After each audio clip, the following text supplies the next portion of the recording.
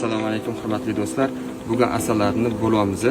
Har bitta oiladan bitta oyna qiromga arsini ajratib olamiz. Ajratib olgandan keyin bularga mana shunaqa matichnik bo'ladi. Mana shuni ko'ringlar. Mana bu matichnik. Har bittasida bitta ona. Shuni o'rtasiga yopishtirib beramiz.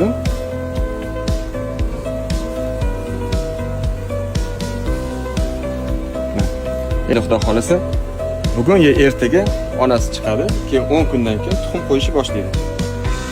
Mana shu yerda turganda hammasi kichkina oilachalar. Har bittasi ikkitadan yo 4 tadan oila. Mana bitta rangda bo'ladi. Hozir bularga mana shu matishni tarqatib chiqamiz.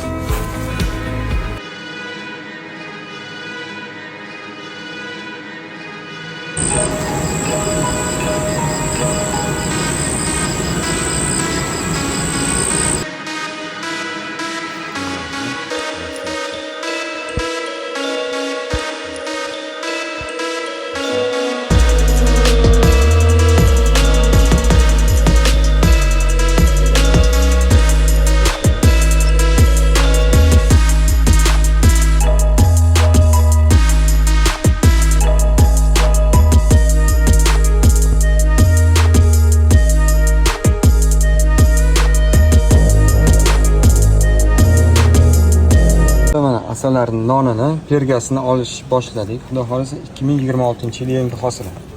Mana romkani mana shunaqa bizib olamiz. Keyin ichidan qoqib olish kerak mana. Shu perga bo'ladi. Ichidagi bu yurakka foyda, quvvat bo'ladi, qon ko'paytiradi, ferritinni oshiradi, jigarni tiklaydi, prostata bezi shamollashini oldini oladi. Chunki qon aylanishini yaxshilaydi. Hop, buni 100 grammi 80 ming. Mana shu yangi partiyasi. Xudo xolasa yangi hosil. Toniki. Kimga kerak bo'lsa, Eko bozor beruniga kelaverasizlar yoki pastki raqamlarga murojaat etinglar, yetkazib beramiz. Nimaizlar? Asallar suti asalga qo'shilgan varianti. Buni hozir chetga chiqarib yuboramiz. Bu kimlarga? Aynan asosan nutqi rivojlanishda juda sekin bo'lgan yosh bolalarga juda ham foydali bo'ladi. Va albatta buni nutq rivojlanishdan tashqari har xil kasalliklarga yoki profilaktika uchun iste'mol qilgan ham albatta juda ham foydali. Masalan, buni hattoki infarktdan keyin, hattoki yoki ikki qatla ham albatta iste'mol qilsa bo'ladi. Faqat doktorlar